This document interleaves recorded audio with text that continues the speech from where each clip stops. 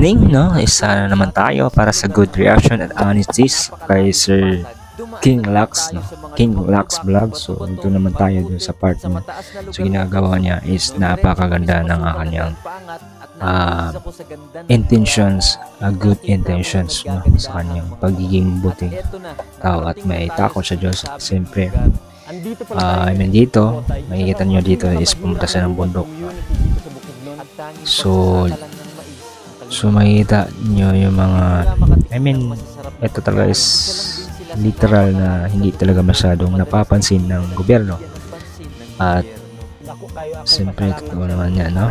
So dapat ay mapansin pa rin talaga, no? Na kahit gano'n kalayo sa kabihasnan o sa bundok, no? Dapat pa rin bigyan ng pansin at attention para kung ano yung mga pangangailangan nila. Kailangan siyempre yung edukasyon, no? Yung pag-aaral, yung magandang tulay o daanan, at basketball court o para sa mga bata o sa mga may mga pangarap tao lang din sila na talagang kailangan natin bigyan natin pansin. Yun sa part na yan is yan, napakalayo.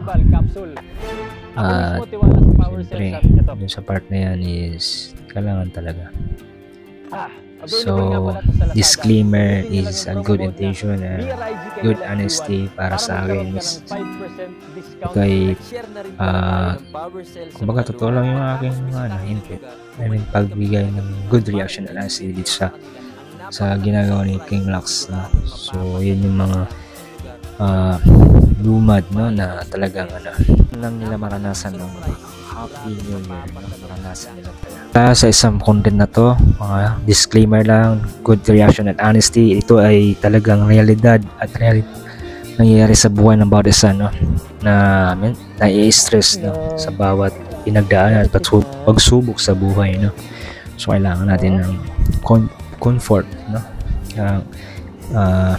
Magtulungan, no, para maibsan at mabawasan yung stress, no?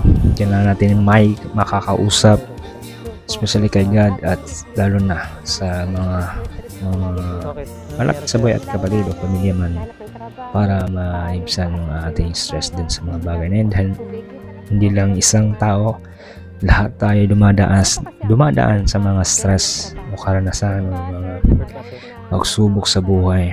So huwag natin husgahan, but siyempre nais natin, gusto natin makatulong, kaya ipagpili natin para sa mga ganyan karanasan sa buhay, no?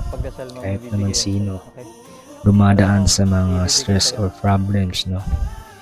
So makikita dito is naibsan at bigyan siya ng deliver. So mas nagiging siya maganda yung King Lux para makatulong sa mga ganyang pamaraan. So yan, dito na naman tayo sa ating channel, no?